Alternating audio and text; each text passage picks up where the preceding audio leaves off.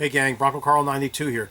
So for today's video, I have an install on a Miller Performance mass air system for BMW M30 engine, 3.5 liter. We're going to be doing it on a 1988 735 IL.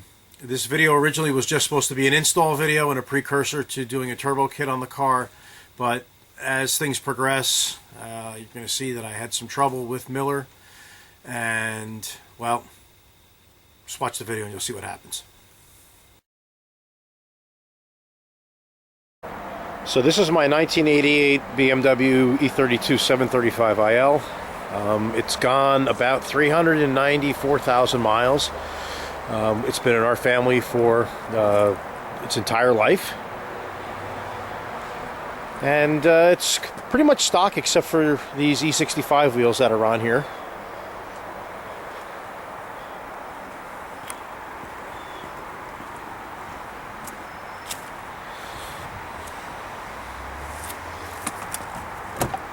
So let's get the hood open.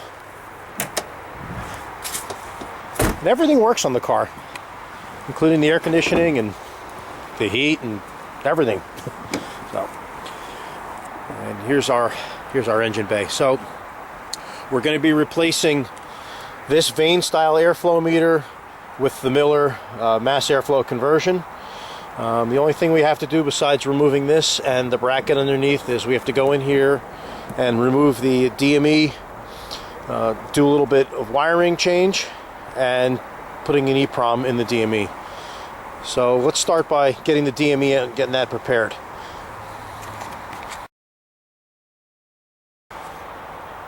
Okay, so the first we're going to do is we're going to remove the DME. It's inside the E-box here. I've already disconnected the battery. So you need a number 3 Phillips. You just basically unscrew the 4 screws that hold the top on.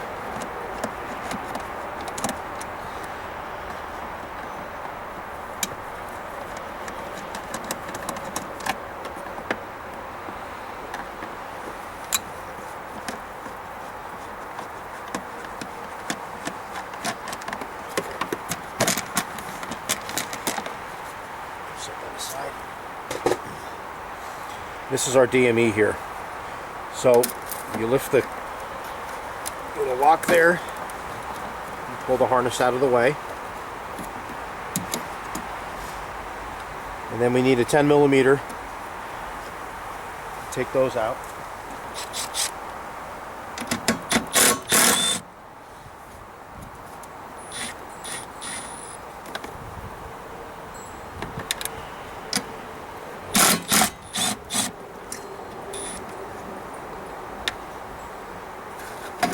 And then the DME just lifts out.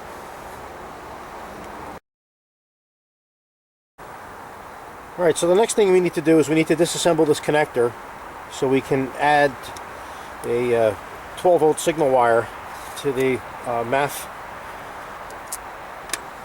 wiring harness here.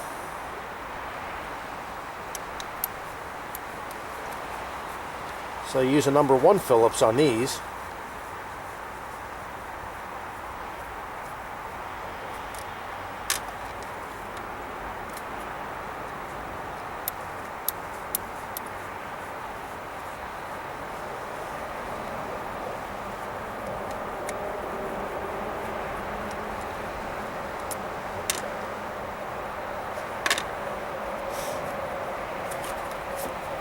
You can turn the connector over and just get your screwdriver under here, and this will just lift.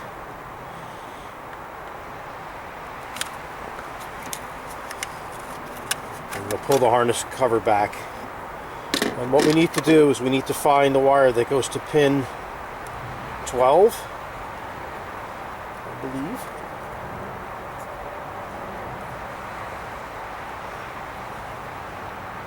Would be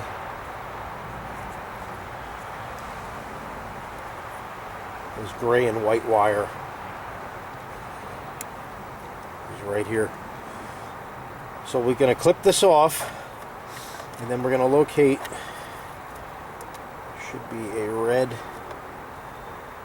and blue wire that goes to pin number 37.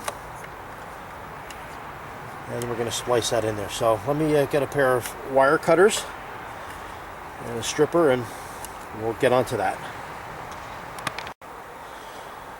Okay, so basically, like I said, we're going to cut this white and gray wire that goes to pin number 12, and we're going to tee it into pin number 37, which is this red and white wire, or excuse me, red and blue wire here. So I'm just going to basically cut this off flush, and we're going to cut this wire.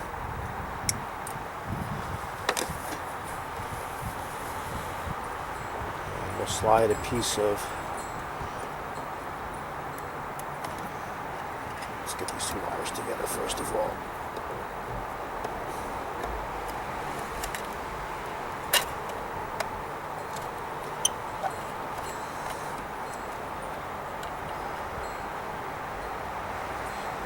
Put them next to each other like that. We'll slide the shrink tubing back over there.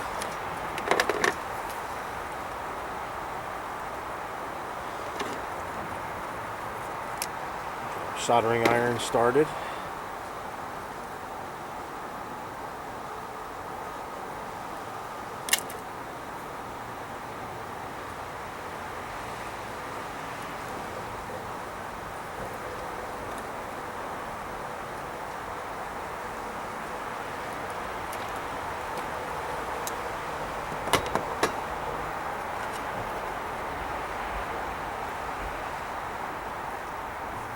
These two together.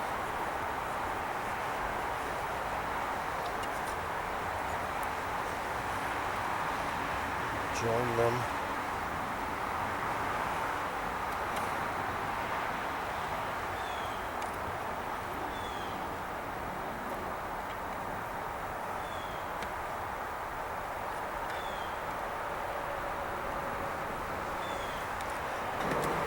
We'll take our soldering iron.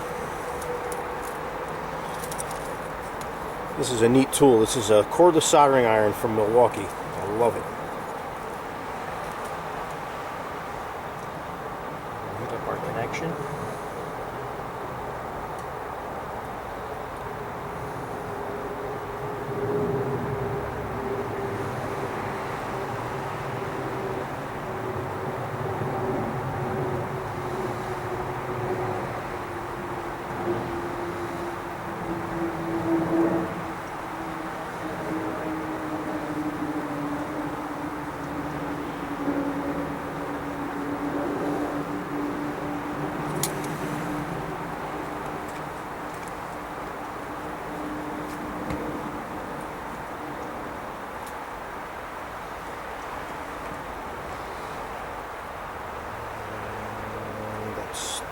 Cooling.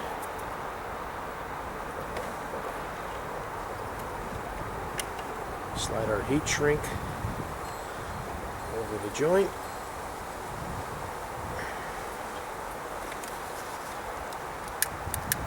Normally I use a heat gun, but my heat gun just decided to die. So we'll use a lighter.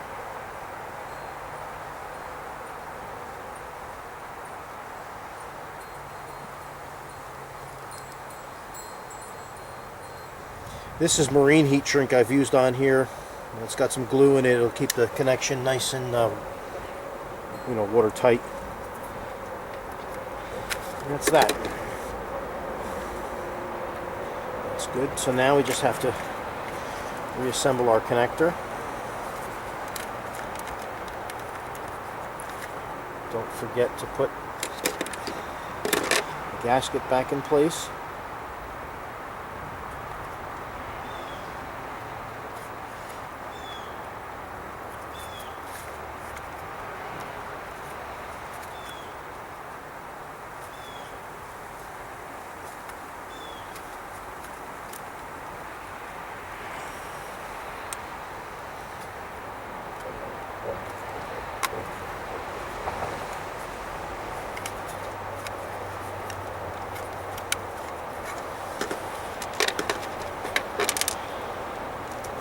Big screw goes here.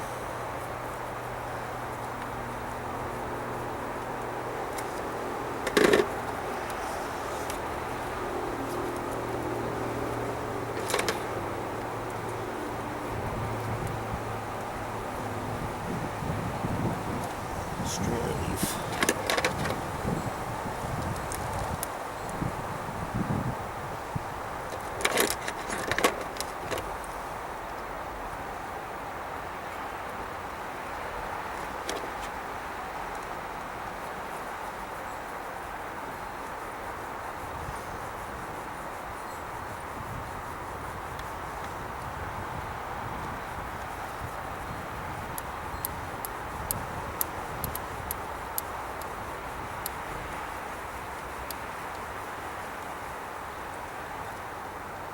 There's no wires pinched underneath there. That's good. All right, let's go to the garage and put the EEPROM in the DME. Okay, so we have to install this EEPROM here so the control unit will communicate and work properly with the mass airflow sensor. And the one I got from Miller is the stock RPM rev limit because it's an automatic transmission. I suppose if you have a stick shift you can opt for a higher RPM. They give you 2 other levels. So here's the electronic unit. I have a drawer liner here using as a static mat. You want to try to avoid static electricity when working with a control unit like this and EEPROM. You don't want to cause a spark and static discharge and possibly damage the control unit. So to get the lid off, we have to lift these tabs up here. I find a gasket scraper, or carbon scraper as they call them, works pretty well for this. Just want to push them back.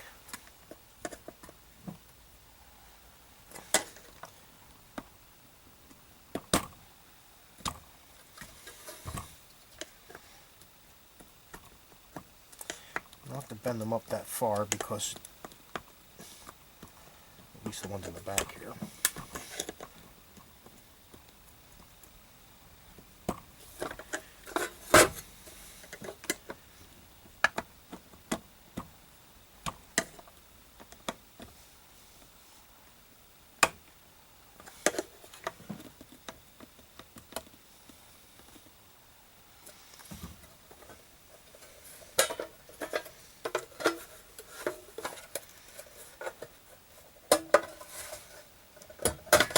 It should just lift off.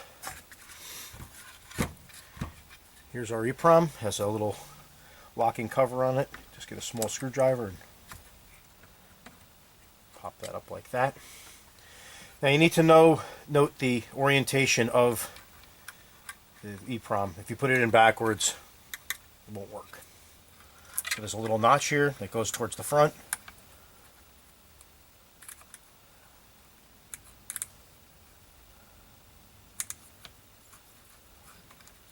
Get under here and lift out the EEPROM. There is a similar notch in the EEPROM socket. Take our Miller chip, notch,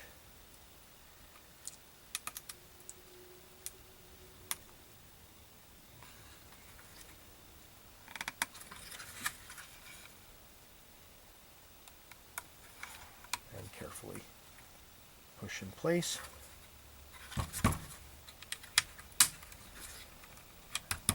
And put the cover back on it. Save the old EEPROM. Not really sure what I could use it for ever again, but and put the cover back on.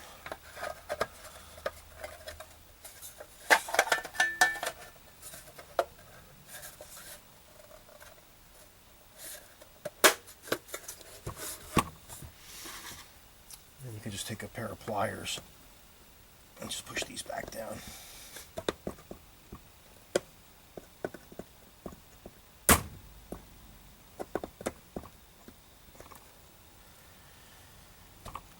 Definitely have replaced a few EEPROMs on BMWs in my day.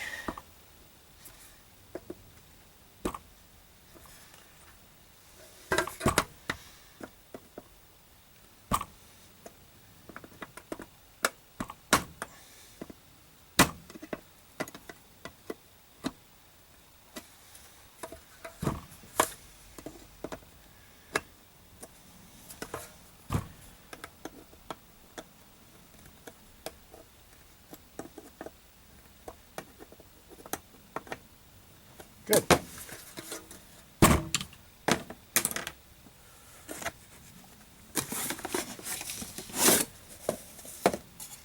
Here's the airflow meter we're going to be installing. Let's go back out to the car. Okay, so we're just going to drop our DME back into place.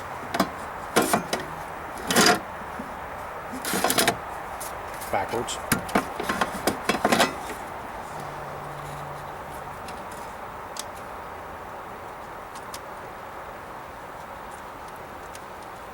Let's get these nuts started.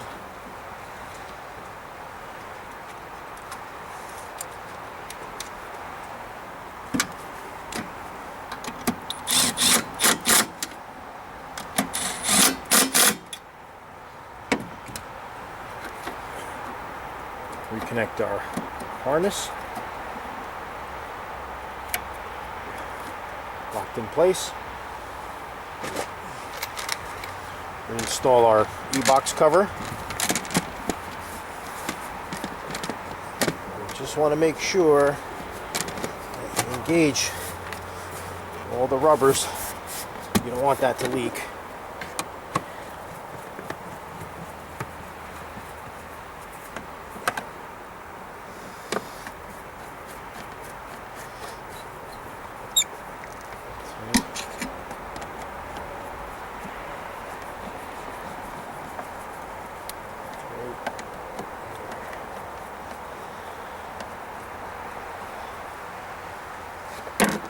Okay, now we just need to install our airflow meter and we'll be done. Okay, so basically to install the airflow meter is very easy. You just have to remove these two boots. There's an electrical connection on the side, and there's a couple of clips on the bottom that hold the rubber of the airflow meter to the bracket that's on the engine. So this is just a 6mm. These boots were recently replaced. If they're old and hard, I guarantee you'll have a hard time getting them in place, so spend a couple bucks and replace them.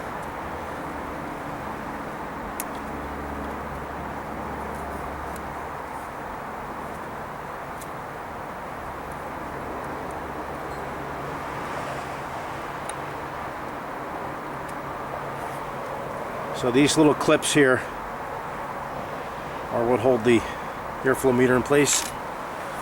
One.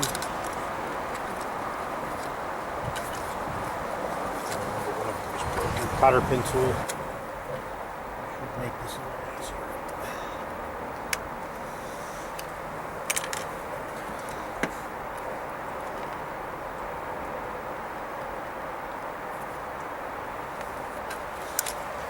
Should have just did that in the first place. And then you just lift the meter out.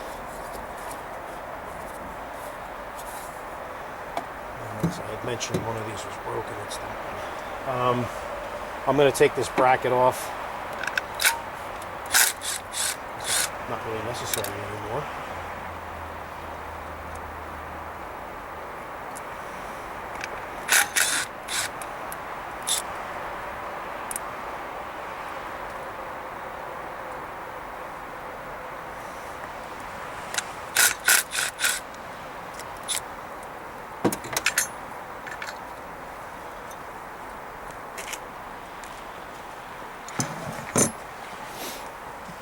Now, the big advantage of a mass airflow sensor over a vane style is you got this door in here, and it basically causes a restriction. And this thing's a straight shot through. Okay, so basically we just take the airflow meter,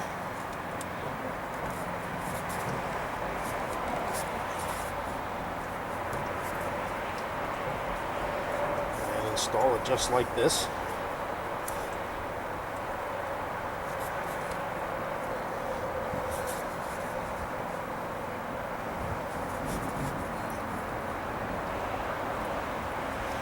And the main thing is there is a little locating tab here So you have to make sure that you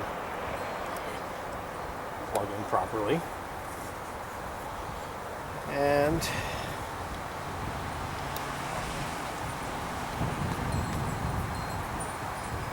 tighten your clamps.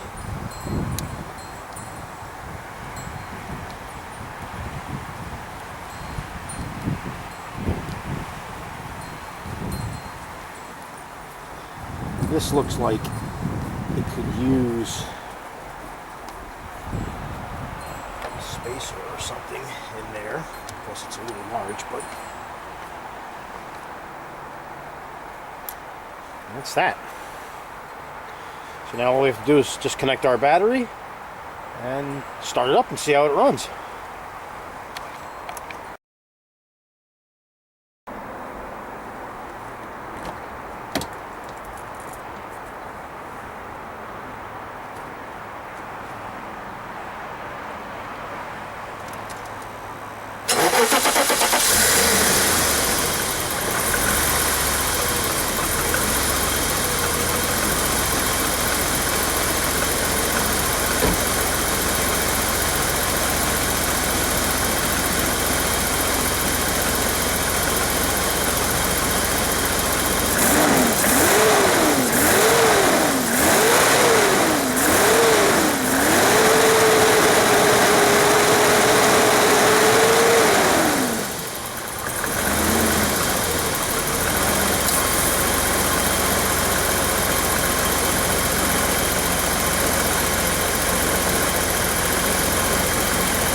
Alright, so actually I had to spin it around like that because it seemed like it wanted to touch the hood. I don't know if that would be bad or not, but like I said, I'd prefer if it didn't rub on the hood. So the car runs pretty good. The only problem is I have a check engine light on, so I guess now we're going to have to contact tech support and see what happens with that. Back in a little bit. Okay, so it's the next day. I went for the stomp test, which is basically you turn the key on and you hit the accelerator pedal 5 times and that'll flash out a code for you. So I got code 1264, and looking that up, that's a code for oxygen sensor heater, which I thought was kind of strange. So when I started the car up this morning, it barely wanted to start, ran terrible, surging, and seems like it has no power. So I don't find anything wrong with the wiring, so I opened the DME back up to make sure we put the right chip in it, and you see right here it says 173. Well, this is a 3.5 liter. We got a 179, which I ordered. So I'm going to have to contact Brody, and hopefully Brody will respond to me this time. We've had some problems with Brody. The whole kit took over 2 months to get. The customer service at Miller is kind of, I'm going to have to say, piss poor. Not really much interaction. They don't answer the phone over there. So I'm going to have to take a picture of this chip and send it to him and see what happens. So we'll find out probably in a week or so. So we'll keep this rolling. Thanks. Okay, so we're back. 2 weeks and 2 days later, I got another chip.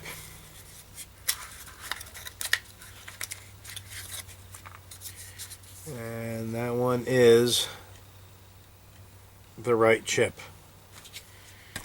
So why did it take so long? Well, that's a damn good question, because well, that was November 18th when we did this. Actually, it was November 17th. November 18th I sent the email. Why did it take so long? Well, I don't know. So they sent it priority, but priority means, well, yeah, you got to ship it out the door first. So I contacted him on the 18th and let him know that they sent the wrong chip, and he said he'd get one out right away. I asked if they could send it priority or expedite it or whatever, and he said no problem, he'll get it out right away. Well, Thanksgiving came and went, and then the following Monday came and I didn't see the chip, so I had asked, well, can I get a tracking number? And of course, crickets. So contacted him in Thursday last week and asked him again, hey, I need to know where this is, or I'm going to have to, do something about it with PayPal because, it's BS. My car's not running or anything. Got back to me the next day and said, this is ridiculous. Well, yeah, it is ridiculous, but it's ridiculous on your end, buddy. So, hold for a tracking number. So, generated international priority tracking, but he didn't ship it till Monday. So it's Tuesday now. It's the 4th of December, and I got the chip. So anyway, enough rambling. Let's get this chip back in this control unit here. Let's get the control unit back in the car and see how it starts. And of course, it's dark and cold out now, but we're gonna get this done. All right, it's pretty cold out, but let's see how it goes.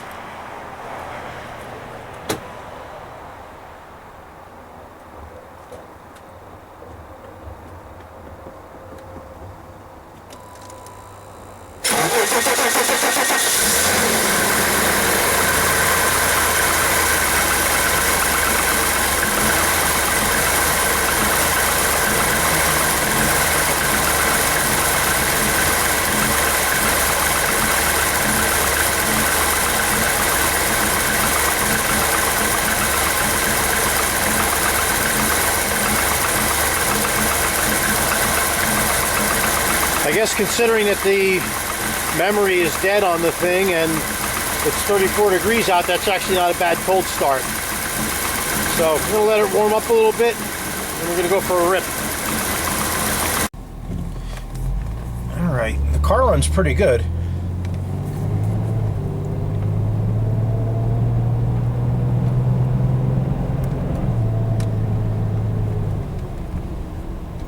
I saw the check engine light blip on a couple times. It hasn't done that. I don't know if that's because the DME is learning or something. So, yeah, I know I said this car has 390 something thousand miles on it. This is a replacement instrument cluster. But she's got about 395, 392, something like that. I mentioned it before.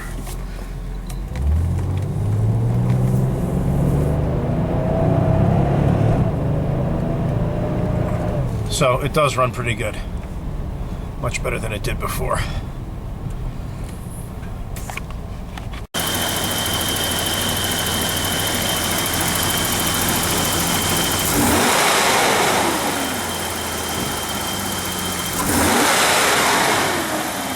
could say it's never been like that before. There's always usually a little hiccup or stumble.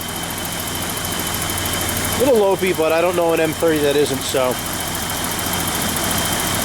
Anyway, let's wrap this up.